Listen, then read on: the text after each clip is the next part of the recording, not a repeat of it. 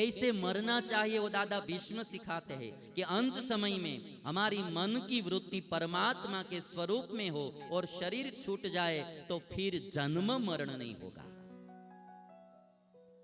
दादा भीष्म कहते हैं कि प्रभु, जब आप अर्जुन का रथ लेकर दोनों सेनाओं के बीच में खड़े थे और अर्जुन को गीता का उपदेश दे रहे थे, वो मनोहर मूर्ति को मैंने निहारी थी, उस मूर्ति में मेरी वृत्ति स्थिर हो जाए।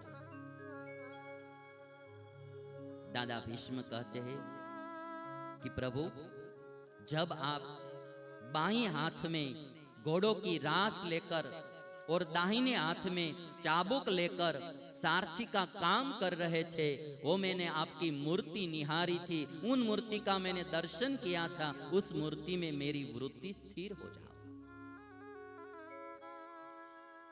भीष्म भगवान कृष्ण के एक एक चरित्र को याद करके परमात्मा का स्मरण कर रहे हैं।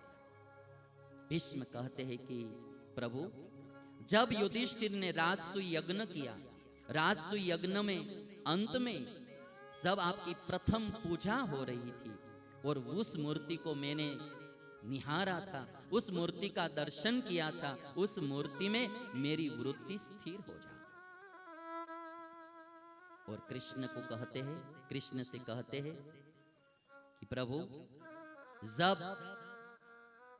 मेरी प्रतिज्ञा थी कि मैं कृष्ण को हाथ में हथियार धारण करवाऊंगा और तब आप मुझे मारने के लिए रथ का पहिया हाथ में लेकर आ रहे थे, और जब आपके सिर पर से मुगट नीचे गिर गया था, घुंघराले बाल बिखर गए थे और कपाल पर पसीने के बूंद आ गए थे और आप मुझे मारने के लिए आ रहे थे, वो मनोहर मूर्ति का दर्शन मैंने किया था, उस मूर्ति में मेरी वृत्ति स्थिर हो जा।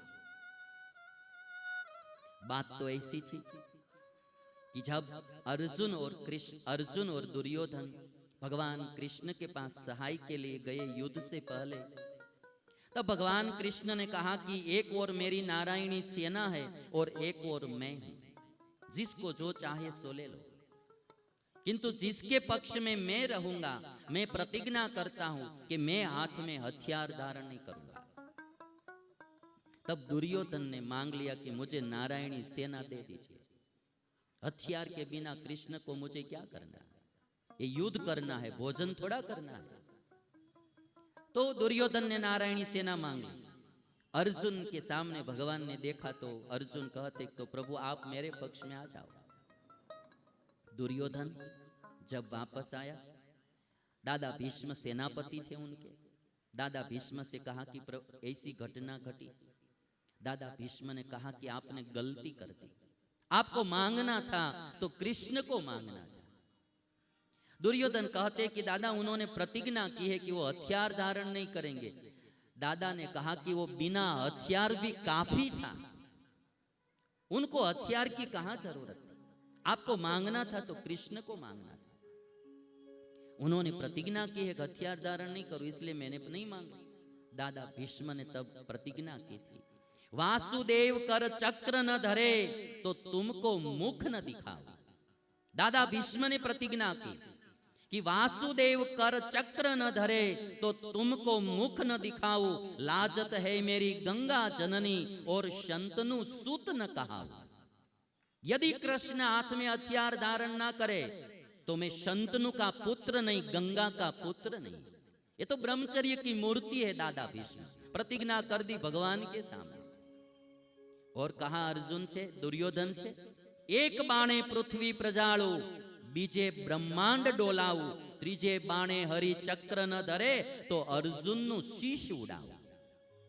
एक बाण से मैं पूरी पृथ्वी को डुला दूंगा, दूसरे बाण से पूरा ब्रह्मांड अलग डोलक हो जाएगा, तीसरे बाण में यदि भगवान कृष्ण हथियार धारण नहीं करते तो अर्जुन का शीश उड़ा दूंगा।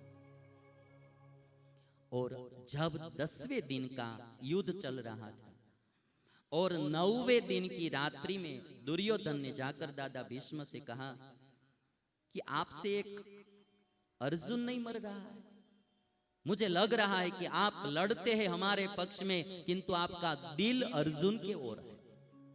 और जब बहुत नई कहने की बातें सुनाई दुर्योधन ने, तब दादा भीष्म ने कहा कि कल का सूर्योदय होगा और सूर्यास्त होगा।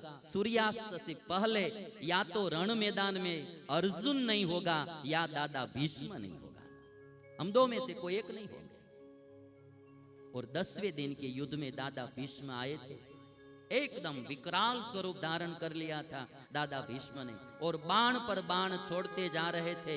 और भगवान कृष्ण को लगा कि अब अर्जुन बचने वाला नहीं है। तब भगवान कृष्ण ने जो रास थी रथ की वो नीचे डालकर रथ का पहिया हाथ में लेकर भगवान दौड़ पड़े। और जब भगवान जा रहे थे दौड़ते दौड़ते दादा भीष्म को मारने के लिए, तब भीष्म ने कहा कि आप कहे में शस्त्र बिन भूमि हरहु सब भार, हमको क्षत्रिय नागिने बोलहु बचन विचार। आपने कहा था कि मैं हथियार के बिना क्षत्रियों को मारूंगा, क्या हम क्षत्रिय नहीं है?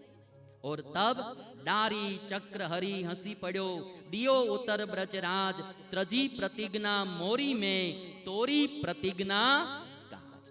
हे भीष्म, आज तुम्हारी प्रतिज्ञा की रक्षा करने के लिए मैंने मेरी प्रतिज्ञा तोड़ दिया। भगवान तो भक्त वत्सल है, वो भक्त की प्रतिज्ञा रखने के लिए अपनी प्रतिज्ञा का त्याग करने के लिए भी तैयार हो जाते। और इसीलिए भीष्म कहते हैं कि जब आप आ रहे थे, हाथ में पहिया था रथ का, बार घुंघराले बिखरे हुए थे और पसीना पसीना थे, वो मूर्ति मैंने निहारी थी, उस मूर्ति में मेरी वृत्ति स्थिर हो जाती।